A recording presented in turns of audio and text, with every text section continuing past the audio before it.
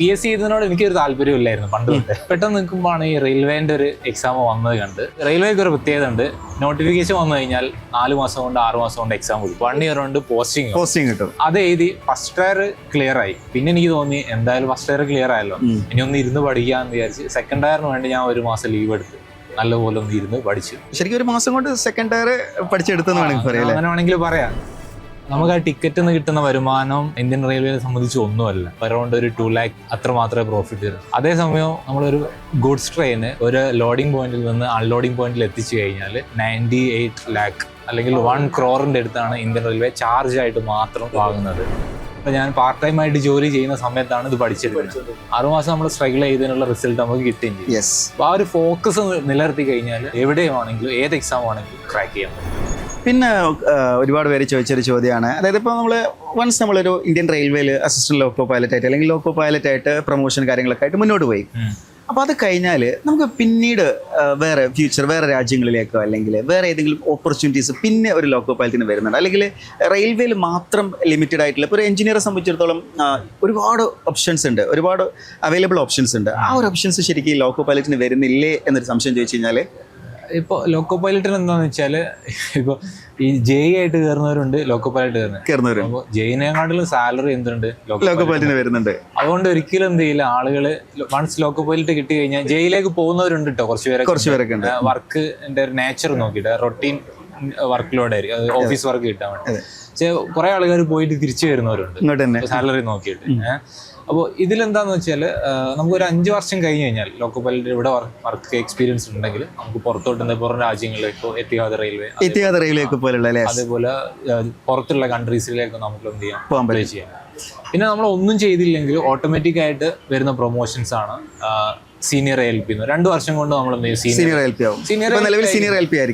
Senior LP ആയി കഴിഞ്ഞാൽ നമുക്ക് എന്ത് ചെയ്യും, സാലറിയിൽ ഹൈക്ക് വരും. ബേസിക് നമ്മൾ 10,000 ഹൈക്ക് വരും. അപ്പോൾ അതിനുശേഷം കുറച്ചുകൂടി സിമ്പിൾ ആയിരിക്കും. നമുക്ക് നമ്മളെ ഡിപ്പോ ആയിട്ട് നല്ല പരിചയം ഉണ്ടാവും, ലിങ്ക് സെറ്റ് ചെയ്യാനോ അതേപോലെ ഡ്യൂട്ടി അഡ്ജസ്റ്റ്മെന്റ് ചെയ്യാനോ ഈ കാര്യങ്ങളൊക്കെ നമുക്ക് പരിചയമാവും. ആദ്യത്തെ 2 വർഷം നല്ല ബുദ്ധിമുട്ടായിരിക്കും. നമ്മളൊന്ന് സ്ട്രഗിൾ ചെയ്ത് ജോലിയിലേക്ക് നമുക്കൊന്ന് ഫെമിലിയർ ആവുകയാണല്ലോ, പിടിച്ച് നിൽക്കാൻ പറ്റി കഴിഞ്ഞാൽ പിന്നീട് നമുക്ക് ഈസി ആയിട്ട് കാര്യങ്ങൾ മുന്നോട്ട് പോകാൻ. നമ്മൾ ഒന്നും ചെയ്തില്ലെങ്കിൽ ഓട്ടോമാറ്റിക് ആയിട്ട് വരുന്ന പ്രൊമോഷനാണ് ഷണ്ടർ ആയിട്ട് മാറാൻ പറ്റും.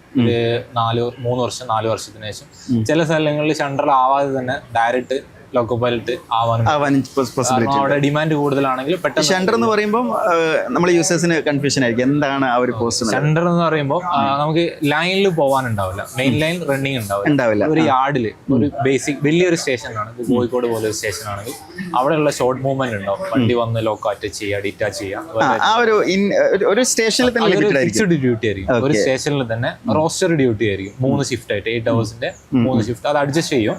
7 മണി to 13 hours വരെ. പിന്നെ 13 hours 21 hours നൈറ്റ് തൊട്ട് രാവിലെ 7 മണി വരെ. അത് നമുക്ക് അഡ്ജസ്റ്റ് ചെയ്യുന്ന റോസ്റ്റർ പല സ്ഥലത്തും പല രീതിയിലായിരിക്കും. അതൊരു ഫിക്സഡ് ഡ്യൂട്ടിയാണ്, ഫാമിലിന്റെ കൂടെ സ്പെൻഡ് ചെയ്യാൻ പറ്റും. എന്റെ ചെറിയൊരു സംശയമാണ്, അതായത് നമ്മളിപ്പോൾ ഷണ്ടറായിട്ട് വർക്ക് ചെയ്യുന്ന സമയത്ത് ഇപ്പം ഒരു സ്റ്റേഷനകത്താണല്ലോ വർക്ക് ചെയ്യുന്നത്. ഇപ്പോൾ റെയിൽവേയിലെ LPയുടെ ഏറ്റവും വലിയൊരു സാലറി എന്ന് പറയുന്നത് റണ്ണിങ് അലവൻസ് ആണ്. ഇപ്പൊ ഷണ്ടറായിട്ട് വർക്ക് ചെയ്യുന്ന സമയത്ത് റണ്ണിങ് അലവൻസ് എന്ന് പറയുന്നത് പീരീഡ് ആണ്. ആ സമയത്ത് നമുക്ക് സാലറി കുറവായിരിക്കും. ഒരു സാധാ ഗവൺമെന്റ് ഉദ്യോഗസ്ഥന്റെ സാലറി ഉണ്ടാവുള്ളൂ ഷണ്ടറായിട്ട് വർക്ക് ചെയ്യുന്ന സമയത്ത്. ഓഫീസ് വർക്കേഴ്സിന്റെ സാലറി മാത്രമേ കിലോമീറ്റർ ഉണ്ടാവില്ല. ജസ്റ്റ് 8 hours ഡ്യൂട്ടി മാത്രമേ ഉണ്ടാവുള്ളൂ. അപ്പൊ നമുക്ക് OT ഉണ്ടാവില്ല, കിലോമീറ്റർ ഉണ്ടാവില്ല. നല്ലൊരു ക്വസ്റ്റ്യൻ ആണ്. അപ്പൊ അത് കഴിഞ്ഞിട്ടാണ് പിന്നെ എന്ത് ചെയ്യുന്നത്, ലോക്കോ പൈലറ്റ് ആയിട്ട്. പിന്നീട് നമുക്ക് LPG ആവാൻ പറ്റും. പിന്നെ അത് LPP ആവും, പാസഞ്ചർ ട്രെയിൻ. പിന്നെ അത് LP മെയിൽ ബാർ എക്സ്പ്രസ്, അങ്ങനെ ചെയ്യാൻ പറ്റും. ഇപ്പൊ എനിക്ക് തോന്നുന്നു വന്ദേ ഭാരത് ഒക്കെ അത്രയും മോഡേൺ ആയിട്ടുള്ള റെയിൽവേയിൽ അത്രയും ഡ്രാസ്റ്റിക് ആയിട്ടുള്ള ചേഞ്ചസ് ആ വന്നോണ്ടിരുന്നില്ലേ. ഇപ്പൊ തൊട്ടടുത്തായിട്ട് ഒരു കഴിഞ്ഞ 5 വർഷത്തിന് ശേഷം നല്ല മാറ്റങ്ങളുണ്ട്. അപ്പോൾ അത് നമ്മുടെ ലോക്കോയുടെ കാര്യങ്ങൾ പറയുകയാണെങ്കിൽ തന്നെ ഇപ്പോൾ ഞാനൊക്കെ ഒരു 40 years 35 years ഒക്കെ വയക്കുള്ള ലോക്കോസ് ഓടിക്കുന്നുണ്ട്. അതേസമയം അതുകൊണ്ട് എന്തെങ്കിലും സെക്യൂരിറ്റി റീസൺസ് അല്ലെങ്കിൽ സേഫ്റ്റി ഇഷ്യൂസ് ഉണ്ടോ? ആദ്യം കുറച്ച് പേടിയൊക്കെ ഉണ്ടാകും, കാരണം നമ്മൾ ഓൾഡ് സിസ്റ്റംസ് ആണ്, എല്ലാ കാര്യങ്ങളും പഴയ സിസ്റ്റംസ് ആണ്. പക്ഷെ ഇപ്പോൾ മോഡേൺ ടെക്നോളജി ഉപയോഗിച്ചിട്ടുള്ള പല ലോക്കോകൾ, ഇപ്പോൾ വാബ്ടെക്കിന്റെ ജനറൽ ഇലക്ട്രിക്കൽ ലോക്കോ ഉണ്ട്, 4G ലോക്കോ, 6G ലോക്കോ. അതൊക്കെ ഫുള്ളി എയർ കണ്ടീഷൻഡ് ആണ്. അതേപോലെ സീറ്റും കാര്യങ്ങളും ക്രൂ ഫ്രണ്ട്ലി ആയിട്ടുള്ള ക്യാബും കാര്യങ്ങളാണ്. അതിലൊക്കെ വർക്ക് ചെയ്യാന്ന് പറഞ്ഞാൽ 10 മണിക്കൂറും വർക്ക് ചെയ്യുമ്പോൾ നമുക്കൊരു ഫീലിംഗ് വരില്ല. അതേപോലെ അൽസ്റ്റോമിന്റെ WH-12 എന്ന് പറയുന്ന ലോക്കോ ഫുൾ നമ്മളൊരു സൗണ്ട് പോലും കേൾക്കില്ല. നോയിസ് പ്രൂഫ് ആയിട്ടുള്ള ഫുള്ളി സസ്പെൻഷൻ. നമ്മളൊരു ഫ്ലൈറ്റിൽ മൂവ് ചെയ്യുന്ന അത്രയും അതായത് ഇപ്പൊക്കൊന്ന് ആ ഒരു രീതിയിലേക്കാണ് വരുന്നത്. അതായത് പല ആളുകൾക്കുള്ള സംശയമാണ് ഇപ്പം ലോക്കോ പൈലറ്റ് ആയിട്ട് വന്നു കഴിഞ്ഞാൽ എഞ്ചിൻ റൂം എന്ന് പറയുമ്പോൾ ഒബിയസ്ലി കുറച്ചൊരു ചൂട് കാര്യങ്ങളൊക്കെ വരുന്നുണ്ടാവും. പക്ഷെ അതൊക്കെ എന്താണ് അത്രയും വേഗത്തിൽ അപ്ഡേറ്റ് ആയിക്കൊണ്ടിരിക്കുകയാണ്. അപ്പം നമ്മളിപ്പോൾ ഒരു വന്ദേ ഭാരത് അല്ലെങ്കിൽ ആ രീതിയിലുള്ള ഒരു മോഡേൺ ട്രെയിനിലേക്ക് വരുമ്പോൾ ഒരിക്കലും അങ്ങനെയല്ല. മെട്രോ സ്റ്റൈലിലേക്ക് വന്ദേ ഭാരത് എന്ന് പറഞ്ഞാൽ ആക്ച്വലി നമ്മളെ എമു ഒക്കെ ഇല്ല, ആ ഒരു സിസ്റ്റമാണ്. ഒരു എഞ്ചിൻ പ്ലസ് കോച്ചസ് എന്നുള്ള രീതിയിലാണ് അതിന്റെ ഡിസൈൻ എന്ന് പറയുന്നത്. സാധാരണ ട്രെയിൻ എന്ന് പറയുമ്പോൾ കോച്ചസ് വേറെ ആയിരിക്കും. 22 കോച്ച് അല്ലെ 24 കോച്ച്, അതിന്റെ ഫ്രണ്ടിൽ 2 എഞ്ചിന് അല്ലെ സിംഗിൾ എഞ്ചിന് രണ്ടായിരിക്കും. പക്ഷെ വന്ദേ ഭാരത് അതേപോലെ മെമു ഒക്കെ ആണെങ്കിൽ ഇൻബിൽട്ട് ആയിട്ട് ഒറ്റ സ്ട്രക്ചർ ആയിട്ടാണ് വരുന്നത്. അപ്പോൾ അതിലെ വർക്കിംഗ് വളരെ സുഖമാണ്. ഇപ്പോൾ നമ്മളെ കൂടെ ഫ്രണ്ട്സ് വർക്ക് ചെയ്യുന്നുണ്ട്, ബാംഗ്ലൂരൊക്കെ വർക്ക് ചെയ്യുന്നവർ. അവർക്ക് ബാംഗ്ലൂർ ചെന്നൈ വന്ദേ ഭാരത് ഉണ്ട്, അതേ മൈസൂർ ബാംഗ്ലൂർ ആണെങ്കിൽ കുറച്ച് ഷോർട്ടാണ്. ബാംഗ്ലൂർ ചെന്നൈ ആണെങ്കിൽ അറൌണ്ട് ഒരു 400 കിലോമീറ്റർ ഒറ്റ സ്ട്രെച്ചിൽ. അപ്പൊ അതില് എനിക്ക് തോന്നുന്നു ഒരു സ്റ്റോപ്പേ ഉള്ളൂ അതിൽ വരുന്നുള്ളൂ. കണ്ടിന്യൂസ് അതൊരു സംഭവം 6 മണിക്കൂർ ഡ്യൂട്ടി ആണെങ്കിലും കണ്ടിന്യൂസ് ആയിട്ട് നമ്മള് വർക്ക് ചെയ്തുകൊണ്ടിരിക്കുകയും വേണം, നമ്മൾ കോഷനായിരിക്കുകയും വേണം. കാരണം സിഗ്നല് ഓട്ടോമാറ്റിക് സെക്ഷനാണ്. 1 കിലോമീറ്ററിൽ ഇങ്ങനെ സിഗ്നൽ വന്നുകൊണ്ടിരിക്കും. നോർമലി എന്ന് പറഞ്ഞാൽ നമുക്ക് ഒരു 5 കിലോമീറ്റർ ഗ്യാപ്പിലാണ് സിഗ്നൽസ് വരുന്നുണ്ടാവും. പക്ഷേ ഇതിൽ 1 കിലോമീറ്ററിൽ ഇങ്ങനെ ഓരോ സിഗ്നൽ ഉണ്ടാവും വന്നുകൊണ്ടിരിക്കും. അത്രയും അടിപൊളിയായിട്ടുള്ള സിസ്റ്റമാണ്. ക്രൂഷ്യലായിട്ട് അതിൽ ഒബ്സർവ് ചെയ്താൽ മാത്രമേ നമുക്ക് മുന്നോട്ട് കൊണ്ടുപോകാൻ പറ്റുള്ളൂ. റൈറ്റ്. അതുപോലെ ഒരുപാട് പേര് ചോദിക്കാൻ ആഗ്രഹിച്ചൊരു ചോദ്യമാണ്, അതായത് നമ്മളിപ്പോൾ റെയിൽവേ നോക്കുന്ന സമയത്ത് നമ്മളെ പാസഞ്ചർ ട്രെയിനൊക്കെ ഭയങ്കര റഷ് ആയിട്ടുള്ള ട്രെയിനുകളുണ്ട്, കുറേ ട്രെയിനുകളുണ്ട്, കേരളത്തിലൂടെ ഓടിക്കൊണ്ടിരിക്കുന്ന പല ട്രെയിനുകൾ. അതേസമയം ഒരുപാട് ഗുഡ്സ് ട്രെയിനുകൾ എന്ത് ചെയ്യുന്നുണ്ട്, പാസ് ചെയ്ത് പോകുന്നുണ്ട്. അപ്പോൾ ഞാനിങ്ങനെ ആലോചിക്കാറുണ്ട്, ഈ ഗുഡ്സ് ട്രെയിനുകളുടെ നമ്പേഴ്സ് കുറച്ചിട്ട് അല്ലെങ്കിൽ പാസഞ്ചർ ട്രെയിൻസിൻ്റെ എണ്ണം കൂട്ടിക്കഴിഞ്ഞാൽ അതിനൊരു സൊല്യൂഷൻ ആവില്ലേ? അല്ലെങ്കിൽ എത്രത്തോളം ട്രെയിൻസ് ഉണ്ട് ഇന്ത്യയിൽ? ആക്ച്വലി ടോട്ടലി എത്ര ട്രെയിൻസ് ഉണ്ടാവും, അല്ലെങ്കിൽ എത്ര ട്രെയിൻ റൺ ചെയ്യുന്നുണ്ടാവും? അപ്പോൾ ഇന്ത്യയിൽ റെയിൽവേ ട്രാക്കിന്റെ ഒരു ലെങ്ത് എന്ന് പറയുന്നത് 70,000 കിലോമീറ്റർ ആണ്. 70,000 കിലോമീറ്റർ അത് ലെങ്ത് ആണ്. ഇപ്പോൾ ടോട്ടൽ ട്രാക്കിന്റെ ലെങ്ത് എന്ന് പറയുമ്പോൾ ഡബിൾ ലൈൻ ഉള്ളതുണ്ട്, സിംഗിൾ ലൈൻ ഉണ്ട്. അപ്പൊ അത് നമ്മൾ കൗണ്ട് ചെയ്യുകയാണെങ്കിൽ അറൌണ്ട് 135,000 കിലോമീറ്റർ നേരത്തില് ട്രാക്ക് ഉണ്ട്. അപ്പോൾ ഇതില് പാസഞ്ചർ ട്രെയിനുകളാണ് മൂവ്മെന്റ് ചെയ്യുന്ന ട്രെയിനുകൾ. നമ്പേഴ്സ് ആ ട്രെയിനിന്റെ നമ്പേഴ്സിലേക്ക് വരികയാണെങ്കിൽ ട്രെയിൻ പെർ ഡേ ഇന്ത്യയിൽ ഓപ്പറേറ്റ് ചെയ്യുന്നത് അറൌണ്ട് 13,000 ആണ് ഓപ്പറേറ്റ് ചെയ്യുന്നത്. റൺ ചെയ്യുന്നതാണോ അല്ലെങ്കിൽ അത്രയും ട്രെയിനുകളാണ് ഇന്ത്യയിൽ ഉള്ളത്? റൺ ചെയ്യുന്ന ട്രെയിനുകൾ, ഒരു ദിവസം ഓടുന്ന ട്രെയിനുകൾ. അതില് അറൌണ്ട് 12% മാത്രമാണ് പാസഞ്ചർ ട്രെയിൻ. അതായത് 1500 എണ്ണം ആണ് പാസഞ്ചർ ട്രെയിൻ വരുന്നത്. ബാക്കി 11,500 വരുന്നത് ഫ്രൈറ്റ് ട്രെയിനുകളാണ്. അപ്പൊ അത് എന്തുകൊണ്ടെന്ന് വെച്ചാൽ ഇന്ത്യൻ റെയിൽവേന്റെ പ്രോഫിറ്റ് വരുന്നത് ഫുള്ള് ഫ്രൈറ്റ് ട്രെയിനുകൾ, ഗുഡ്സ് ട്രെയിനിലാണ്. അപ്പൊ നമ്മൾ ചിന്തിക്കുന്ന വെച്ചാൽ ഇതിലാണ് കൂടുതൽ ആളുകൾ സ്ലീപ്പർ ടിക്കറ്റ് എടുക്കുന്നു അല്ലെങ്കിൽ AC ടിക്കറ്റ് എടുക്കുന്നു. എന്താണ് ആക്ച്വലി അതിന്റെ ഒരു എക്കണോമിക്സ്? എങ്ങനെയാണ് ടിക്കറ്റിൽ നിന്ന് കിട്ടുന്ന വരുമാനം ഇന്ത്യൻ റെയിൽവേയെ സംബന്ധിച്ച് ഒന്നുമല്ല. അതായത് അതിന്റെ എക്സ്പെൻസ് മീറ്റ് ചെയ്യുമ്പോൾ, ഈ പാസഞ്ചേഴ്സിന് കൊടുക്കുന്ന ഫെസിലിറ്റീസ്, അതിന്റെ എക്സ്പെൻസ് മീറ്റ് ചെയ്യുമ്പോൾ ഇന്ത്യൻ റെയിൽവേ കിട്ടുന്നത് അറൗണ്ട് ഒരു 2 lakh അത്ര മാത്രമേ പ്രോഫിറ്റ് തരും. അതേസമയം നമ്മളൊരു ഗുഡ്സ് ട്രെയിന് ഒരു ലോഡിംഗ് പോയിന്റിൽ നിന്ന് അൺലോഡിംഗ് പോയിന്റിൽ എത്തിച്ചു കഴിഞ്ഞാൽ നമുക്കൊരു 98 lakh അല്ലെങ്കിൽ 1 crore അടുത്താണ് ഇന്ത്യൻ റെയിൽവേ ചാർജ് ആയിട്ട് മാത്രം വാങ്ങുന്നത്. അപ്പൊ ശരിക്കും പറഞ്ഞാൽ റെയിൽവേയിലെ ഈ പാസഞ്ചർ ട്രെയിൻസ് എന്ന് പറയുന്നത് ഒരു സർവീസ് മാത്രമാണ്. അവരുടെ റിയൽ ആയിട്ടുള്ള എന്താ പറയാ വരുമാന മാർഗം എന്ന് പറയുന്നത് ഈ ഗുഡ്സ് ട്രെയിനുകളാണ് അല്ലെ. ഗുഡ്സ് ട്രെയിനിൽ തന്നെ കൂടുതലായിട്ട് വരുന്ന മൂവ്മെന്റ് എന്ന് പറയുന്നത് നമ്മള് കോൾ മൂവ്മെന്റ് ആണ്. നമ്മള് കേരളത്തിൽ അത്ര ഇല്ലെങ്കിൽ കേരളത്തിൽ നമ്മൾ കേരളം വിട്ട് കഴിഞ്ഞാൽ നോർത്ത് ഇന്ത്യയിൽ അല്ലെങ്കിൽ സൗത്ത് സെൻട്രൽ, SWR ആണെങ്കിൽ കോൾ മൂവ്മെന്റ് ആണ് ഏറ്റവും കൂടുതലുള്ളത്. കാരണം അവിടെ പവർ പ്ലാന്റുകളിലേക്കും അതേപോലെ പ്രൊഡക്ഷൻ പ്ലാന്റുകളിലൊക്കെ ഈ കോൾ യൂസ് ചെയ്തിട്ടാണ് ഇതിന്റെ കാര്യങ്ങളൊക്കെ ചെയ്യുന്നത്, പ്രൊഡക്ഷൻ യൂണിറ്റുകളൊക്കെ വർക്ക് ചെയ്യുന്നത്. അപ്പോൾ അതിനാണ് കൂടുതൽ ഡിമാൻഡ് വരുന്നത്. അപ്പോൾ ഇത് യൂസേഴ്സിന് ശരിക്കും ഒരു പുതിയ ഇൻഫർമേഷൻ ആയിരിക്കും. അതായത് അത്രയും പ്രോഫിറ്റ് ആണ് ഗുഡ്സ് ട്രെയിനിന് വരുന്നത്, എന്നാൽ ലോക്കോ പാസഞ്ചർ ട്രെയിനുകളിൽ അത്രത്തോളം വരുന്നില്ല എന്നുള്ളത്. ഓക്കെ, ഇനി നമുക്ക് നമുക്ക് ഒരു ജേണി, അതായത് മൂസിൻ്റെ ഒരു ജേണിയെ കുറിച്ച് നമുക്ക് ഡിസ്കസ് ചെയ്യണം. അതായത് എങ്ങനെയാണ് ഈ ഒരു എക്സാമിലേക്ക് എത്തിയിട്ടുള്ളത്? അതായത് ഈ ഇതിനെക്കുറിച്ച് നേരത്തെ നമ്മളിതിൻ്റെ സ്റ്റാർട്ടിങ് സെഷനിൽ ആ ഒരു ഡ്രീമിനെ കുറിച്ചൊക്കെ നമ്മൾ തുടങ്ങി വെച്ചു. എന്താണ് ഈ ഒരു ജേണി, പറയാമോ? ആക്ച്വലി ആക്സിഡന്റിൽ എത്തിപ്പെട്ടു എന്ന് വേണമെങ്കിൽ പറയാം. അതിലൂടെ നമ്മളൊരു അംബീഷൻ ഉണ്ടായിരുന്നു. അപ്പോൾ അംബീഷൻ എന്ന് പറയുമ്പോൾ ലോക്കോ പൈലറ്റ് ആവണം എല്ലാവരും. അപ്പോൾ നമ്മൾ പഠിക്കുന്ന സമയത്ത് ഞാനൊരു ബേസിക്കലി അത്ര എഡ്യൂക്കേറ്റഡ് ആയിട്ടുള്ള ഫാമിലി നല്ല വരുന്നത്, സാധാരണ നാട്ടുമ്പുറത്തുള്ള ഒരു ഫാമിലിയാണ്. അപ്പോൾ അവിടെ എന്ന് വെച്ചാൽ നമ്മൾ സ്കൂളിൽ അപ്പം UP ക്ലാസ് ആണെങ്കിലും ഹൈസ്കൂളിലൊക്കെ ആണ് പഠിക്കുന്ന സമയത്ത് ടീച്ചേഴ്സ് ആദ്യം ചോദിക്കുന്ന ഒരു ക്വസ്റ്റ്യൻ ആണ്, അംബിഷൻ എന്താണ്, എന്താവണം എന്നൊക്കെ. അപ്പൊ നമുക്ക് പറയാൻ ഒരു റീസണബിൾ ആയിട്ടുള്ള ആൻസർ ഒന്നുമില്ല, എന്താണ് കാര്യങ്ങൾ, നമുക്കൊരു ലക്ഷ്യമൊന്നും ഇല്ല. ആ സമയത്ത് തൊട്ടടുത്തുള്ള ആളുകളൊക്കെ ഡോക്ടേഴ്സ് എഞ്ചിനീയേഴ്സ് ഒക്കെ പറയുന്നു, നമ്മൾ പറയും എഞ്ചിനീയർ ആവണം. അല്ലെങ്കിൽ അന്ന് എല്ലാവരുടെയും മൈൻഡിലുള്ള ഒരു സംഭവമാണ് പൈലറ്റ് ആവുക എന്നുള്ളത്, ഫ്ലൈറ്റിന്റെ അതിങ്ങനെ പറഞ്ഞുകൊണ്ടിരിക്കുകയായിരുന്നു. അപ്പൊ അതിന്റെ ഒരു തുടർച്ചയായിട്ട് എന്താ വെച്ചാൽ നമ്മൾ +2 കഴിഞ്ഞ് എൻട്രൻസ് കിട്ടിയപ്പോൾ ഓട്ടോമാറ്റിക്കലി ഒരു ബിടെക് ഗവൺമെന്റ് കോളേജിൽ തന്നെ കിട്ടി, അവിടെ പഠിച്ചു. അപ്പൊ ആ പഠിക്കുന്ന സമയത്ത് എഞ്ചിനീയർ എന്നുള്ള ഒരു സംഭവം നമ്മൾ സർട്ടിഫിക്കറ്റ്. അപ്പൊ അതിന്റെ വർക്ക് ചെയ്യുന്നത് പിന്നെയാണ്, അതിന്റെ റിലേറ്റഡ് ആയിട്ടുള്ള കുറച്ച് വർക്ക് 2 വർഷം ചെയ്തിട്ടുണ്ട്. പക്ഷെ അപ്പൊ മൈൻഡിൽ എന്തുണ്ട്, ഒരു പൈലറ്റ് എന്നുള്ളൊരു സംഭവം ഉണ്ടായിരുന്നു. അപ്പം എഞ്ചിനീയറിംഗ് കഴിഞ്ഞ് 4th ഇയറിലായപ്പോൾ ക്യാമ്പസ് ഇന്റർവ്യൂ വന്നു, അതും നേവിയുടെ.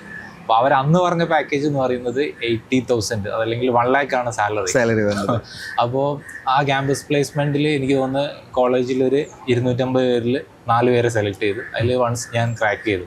അതൊരു നല്ലൊരു കോൺഫിഡൻസ് കിട്ടി. തീർച്ചയായിട്ടും അത്രയും ആളുകൾക്കിടയിൽ. പക്ഷെങ്കിൽ പിന്നീട് എന്താണെന്ന് വെച്ചാൽ ഇതിന്റെ ഒരു SSB ഇന്റർവ്യൂ ഉണ്ട് ബാംഗ്ലൂർ, 5 days. ഒരുപാട് പേര് പറഞ്ഞു കേട്ടിട്ടുണ്ട് അതിന്റെ ഒരു എക്സ്പീരിയൻസ്. അപ്പൊ അതെന്ന് പറയുമ്പോൾ നമ്മളവിടെ പോയുമ്പോൾ നമ്മളവിടെ ശിശുവാണ്. കാരണം കുറെ വർഷത്തെ എക്സ്പീരിയൻസ് ഉള്ള, ഇപ്പോൾ രാജസ്ഥാനിലെ കോട്ടല്ലോ നമ്മൾ എൻട്രൻസിന് റിപ്പീറ്റ് ചെയ്യുന്ന പോലെ 2 വർഷം 3 വർഷമൊക്കെ ഇതിനു വേണ്ടി പ്രിപ്പയർ ചെയ്ത് ഒരുപാട് ആളുകളുണ്ട്. അതും എഡ്യൂക്കേറ്റഡ് ആയിട്ടുള്ള ഫാമിലി ബാക്ക്ഗ്രൗണ്ടിൽ നിന്ന് ഇതിനു വേണ്ടി കോച്ചിങ് കൊടുക്കുന്ന ആളുകളുണ്ട്. അപ്പോൾ അവിടെ നമുക്ക് പിടിച്ചിരിക്കാൻ പറ്റിയില്ല, നമ്മൾ ഡ്രോപ്പ് ഔട്ടായി. ഒരു 600 പേരിൽ 2 ആളെ മാത്രം സെലക്ട് ചെയ്തിട്ടുള്ളൂ, നമ്മൾ പോയി. അപ്പോൾ രാജ്യസ്നേഹം നമ്മളെ മനസ്സിലുണ്ട്, പക്ഷേങ്കിൽ നമുക്ക് ജീവിക്കണമെങ്കിൽ എന്തെങ്കിലും ഒരു വരുമാനം. അപ്പോൾ ഇതിന്റെ പിറകെ പോയി കഴിഞ്ഞാൽ കിട്ടില്ല എന്ന് പറഞ്ഞുകൊണ്ട് നമ്മൾ എന്ത് ചെയ്തു, വേറെ ട്രാക്കിലേക്ക് പോയി. അപ്പോൾ വേറെ ട്രാക്കിൽ എന്ന് പറഞ്ഞാൽ ഒരു ടീച്ചിങ് ഫീൽഡിലായിരുന്നു. അപ്പോൾ അത് നല്ല എൻജോയ് ചെയ്ത് ഒരു 3-4 വർഷം അങ്ങനെ പോയിക്കൊണ്ടിരിക്കുന്ന സമയത്താണ് മൈൻഡിലൊരു തോട്ട് വന്നു, ഒരു ഗവൺമെന്റ് ജോബ് കിട്ടിയില്ലെങ്കിൽ ഭാവിയിൽ എന്തെങ്കിലും പ്രശ്നം.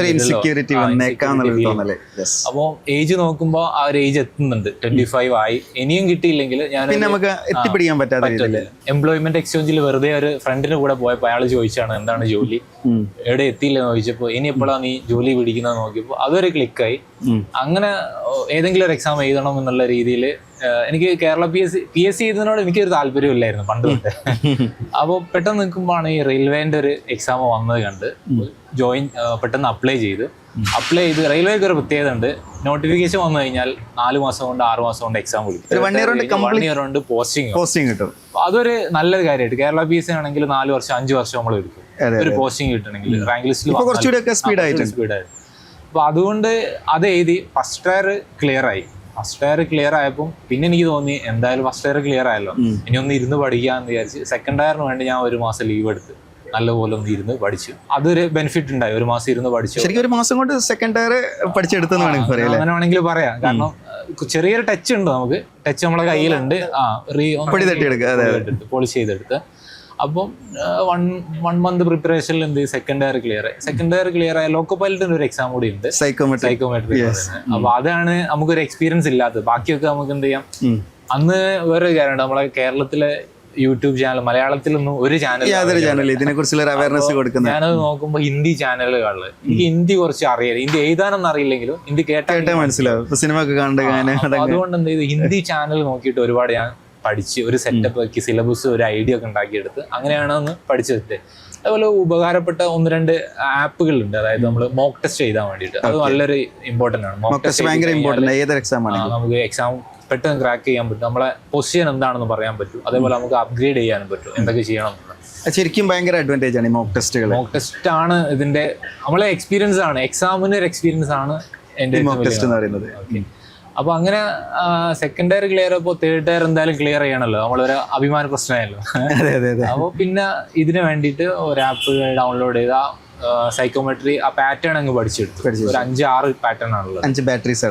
അപ്പോൾ അത് പാറ്റേൺ പഠിച്ചെടുത്തു. അത് സ്പീഡിൽ ചെയ്യാൻ വേണ്ടി ഞാൻ ഒരു ഇത് പറയാണ്, അതായത് നമ്മൾ മൊബൈലിൽ ചെയ്യുകയാണെങ്കിൽ നമുക്ക് സ്പീഡിൽ ചെയ്യാൻ പറ്റും. ഞാൻ എന്ത് ചെയ്തെന്ന് വെച്ചാൽ പണ്ടത്തെ ഒരു സിസ്റ്റം ഉണ്ടായിരുന്നു PC, അത് സ്പീഡ് ഇല്ലാത്തൊരു സിസ്റ്റം, പഴയ മൗസ്, എക്സാം സെന്ററിലൊക്കെ അങ്ങനെ ഉണ്ടാവും. അത് വെച്ചിട്ട് ഞാൻ എന്ത് ചെയ്തു, സ്പീഡപ്പ് ചെയ്ത് പഠിച്ചു. അപ്പൊ അത് നല്ലൊരു ബെനിഫിറ്റ് ആയിരുന്നു, കാരണം എനിക്ക് അതിലാണ് ഏറ്റവും കൂടുതൽ മാർക്ക് കിട്ടി. ഇത് ഒരുപാട് പേർക്ക് യൂസ്ഫുൾ ആവും. അതായത് ഇനി സൈക്കോമെട്രിക് ടെസ്റ്റ് എഴുതാൻ പോകുന്ന ആളുകളുണ്ട്. എൻ്റെ ഒരുപാട് ഉദ്യോഗാർത്ഥികൾ കഴിഞ്ഞ പരീക്ഷകളൊക്കെ CBT2 ക്വാളിഫൈ ചെയ്യാൻ പോകുന്ന, CBT1 ക്വാളിഫൈ ചെയ്തിട്ടുണ്ടെങ്കിൽ CBT2 കഴിഞ്ഞാൽ ഈ സൈക്കോമെട്രിക് ടെസ്റ്റ് ഉണ്ട്. അപ്പൊ അതിൽ നമ്മൾ ഇത്രത്തോളം പ്രാക്ടീസ് ചെയ്യുന്നു അത്രത്തോളം എന്താണ് ഇതിൽ അഡ്വാൻറ്റേജ് ആണ്. അപ്പൊ അത് ഞാനൊരു 10 ദിവസം പ്രാക്ടീസ് ചെയ്തു എക്സാമിന്റെ 10 ദിവസം മുമ്പ്. അപ്പോൾ അതിൽ നല്ല മാർക്ക് കിട്ടി. എനിക്ക് തോന്നുന്നു ഔട്ട് ഓഫ് ഒരു മാർക്ക് എങ്ങനെ മിസ്സായുള്ളൂ, ബാക്കിയെല്ലാം കിട്ടി, ഫുള്ള് കിട്ടിയിട്ടുണ്ട്. യെസ്. അപ്പോൾ നമ്മൾ ഈ 2 മാർക്ക് കൂടി ക്ലബ് ചെയ്തിട്ടാണ് ഫൈനൽ റാങ്ക് ലിസ്റ്റ് വന്നത്. അപ്പോൾ റാങ്ക് ലിസ്റ്റിൽ വന്ന് ഓൾമോസ്റ്റ് പ്രൗഡ് മൊമെന്റ് ആണ്. എനിക്ക് കിട്ടിയിട്ടുണ്ട്. പക്ഷെ ഞാനൊരു 1 ഇയർ ഞാൻ ഹൈഡ് ചോദിച്ചു, ആരോടും പറഞ്ഞിട്ടൊന്നുമില്ല. ഇങ്ങനെ ഒരു ജോബ് കിട്ടിയ കാര്യം ലിസ്റ്റില് വന്നിട്ടുണ്ട്, പേര് വന്നെന്നുള്ളത്. കാരണം എന്ന് വെച്ചാൽ ഇത് പോസ്റ്റിംഗ് ആവുന്ന വരെ നമുക്ക് ടെൻഷൻ ആണല്ലോ. മനസ്സിലായി. കാരണം അങ്ങനത്തെ ഒരുപാട് സിറ്റുവേഷൻസ് PSC കാണാറുണ്ട്, പക്ഷെ റെയിൽവേയിൽ അങ്ങനെ വരാറില്ലല്ലോ. വൺസ് നമ്മൾ അതിൽ വന്നു കഴിഞ്ഞാൽ ജോബ് കൺഫേം അല്ലേ? കൺഫേം ആണ്. പക്ഷെങ്കിൽ എന്താ വെച്ചാൽ പുറത്താരോട് ഞാൻ പറഞ്ഞിട്ടില്ല, ജോലിക്ക് വീട്ടിലും പറഞ്ഞില്ല. ഞാൻ ഇതിനെ പ്രിപ്പയർ ചെയ്യുന്ന പോലും വീട്ടുകാർക്ക് അറിയില്ല. ഈ എക്സാമിന് പ്രിപ്പയർ ചെയ്യുന്നത് കാരണം ഞാൻ ട്രാവലിംഗ് സമയത്തൊക്കെയാണ് പലപ്പോഴും വീഡിയോ നോക്കി. എറണാകുളത്ത് പോകേണ്ട ഒരു ആവശ്യം ഉണ്ടാവും. അപ്പൊ അവിടെ പോകുന്ന സമയത്ത് അല്ല അവിടെ ഉള്ള റെസ്റ്റ് ടൈമിലൊക്കെയാണ് വീഡിയോസ് ഒക്കെ കണ്ട് പാർട്ട് ടൈമുള്ള പ്രിപ്പറേഷൻ ചെയ്യുന്നത്. അപ്പോൾ അതെല്ലാം കൺഫേം ആയി. എന്റെ ജോയിനിങ് ഓർഡർ വന്ന് ജോയിൻ ചെയ്യാൻ വേണ്ടി പോവാണ്. അതായത് കൊറോണ വന്നില്ലേ, ആ സമയത്താണ് നമുക്ക് ജോയിൻ ചെയ്യേണ്ടത്. മാർച്ച് 2020 കഴിഞ്ഞ് 2020 ജനുവരിയിലാണ് ജോയിനിങ്. പക്ഷേ കൊറോണ വന്ന സമയത്ത് എന്ത് ചെയ്തു, ഒരു 6 മാസം എക്സ്റ്റെൻഡ് ആയി. ജോയിൻ ചെയ്താരാണ് എക്സ്റ്റെൻഡ് ആയത്? ജോയിൻ ചെയ്യാനുള്ള ഡേറ്റ് മെയിലും കാര്യങ്ങളൊക്കെ വന്നതിന് ശേഷം നീട്ടി വെച്ചു. അപ്പൊ പിന്നെ ടെൻഷൻ. അതുകൊണ്ടാണ് ഞാൻ അതുവരെ പറയാനുള്ളത്. പക്ഷെ പിന്നെ എന്ത് ചെയ്തു, കൊറോണ കഴിഞ്ഞ ലോക്ക്ഡൌൺ കഴിഞ്ഞ ഉടനെ തന്നെ ജോയിനിങ് വേണ്ടിയിട്ട് വിളിച്ചു. ഒരു 1 ഡേ വന്നിട്ട് ജോയിൻ ചെയ്തിട്ട് തിരിച്ചു പോകാൻ വേണ്ടിയിട്ട്. അത് വലിയൊരു കോമഡി ആയിരുന്നു. ഇവിടുന്ന് അങ്ങോട്ടുള്ള ട്രാവൽ എന്ന് പറഞ്ഞാൽ ബസ്സും കാര്യങ്ങളൊന്നും ഇല്ല. ആദ്യമായിട്ട് ഇവിടുന്ന് കാർ എടുത്തിട്ട് ഞാനും എൻ്റെ ഒരു ഫ്രണ്ടും ഉണ്ടായിരുന്നു. അവൻ ഡ്രൈവിംഗ് അത്ര അറിയില്ലായിരുന്നു. അപ്പോൾ ഞങ്ങൾ രണ്ടുപേരും 600 കിലോമീറ്ററോടോ അന്നാണ് ഞാൻ ആദ്യമായിട്ട് ലോങ് ഡ്രൈവ് ചെയ്തിട്ടുള്ളത്. അപ്പോൾ അവിടെ എത്തി നോക്കുമ്പോൾ അവിടെ വീണ്ടും ആ ഓഫീസിൽ മൊത്തം ലോക്ക്ഡൌൺ ആയി. കൊറോണ ഒരാൾക്ക് ഐഡന്റിഫൈ ചെയ്ത്. ശരിക്കും ആ ഒരു പീരീഡ് ഭയങ്കര സ്ട്രഗിൾ ആണ് അല്ലേ? അതായത് വൺസ് കിട്ടി, പിന്നെ ട്രെയിനിങ് ലാഗ് ആവുന്നു. പിന്നെ അവിടെ എത്തി കഴിഞ്ഞപ്പോൾ 1 ഡേ അവിടെ 2 ദിവസം അവിടെ റെസ്റ്റ് എടുക്കേണ്ടി വന്നു.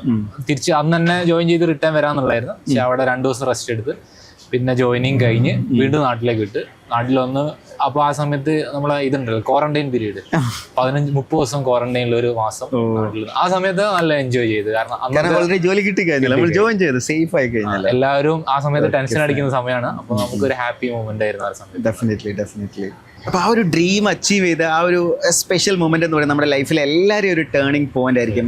ഡെഫിനറ്റ്ലി ഇനി ഒരുപാട് പേർക്ക് അറിയാനുള്ളത് ആ ഒരു ഡ്രീമിനൊക്കെ ശേഷം ഇനി എന്താണ് എന്നുള്ള ആ ഒരു ക്വസ്റ്റ്യനിലേക്ക് വരികയാണെങ്കിൽ എന്താണ് നമ്മുടെ യൂസേഴ്സിൻ്റെ അടുത്ത് പറയാനുള്ളത്? മുന്നോട്ടുള്ള പ്ലാനിങ്. അതിന് മുമ്പ് വെച്ചാൽ നമുക്കൊരു ഡ്രീം ഉണ്ടെങ്കിൽ അതെങ്ങനെ ക്രാക്ക് ചെയ്യണം എന്നുള്ള ചെറിയൊരു കാര്യം പറയാം. അതായത് ഞാനിപ്പോൾ പറഞ്ഞ പോലെ ഞാൻ പാർട്ട് ടൈം ആയിട്ട് ജോലി ചെയ്യുന്ന സമയത്താണ് ഇത് പഠിച്ചുകൊണ്ടിരുന്നത്. എങ്കിൽ ആ ഒരു 6 മന്ത് എക്സാമിന്റെ ഒരു 6 മന്ത് എൻ്റെ മൈൻഡിൽ ഈ ഒരു കൺസെപ്റ്റ് മാത്രമേ ഉള്ളൂ. ബാക്കിയെല്ലാം സെക്കൻഡറി ആണ്. അതായത് ഫുഡ് കഴിക്കുന്ന പ്രൈമറി ഫോക്കസ് പോകുന്നുണ്ട്. പ്രൈമറി ഫോക്കസ് ഓണലും ഉറക്കലും അതല്ലെങ്കിൽ യാത്ര ചെയ്യുമ്പോൾ ഒക്കെ ഈ എക്സാം ഏതാ ക്വസ്റ്റ്യൻ ഈ കാര്യങ്ങൾ മാത്രമേ ഉള്ളൂ.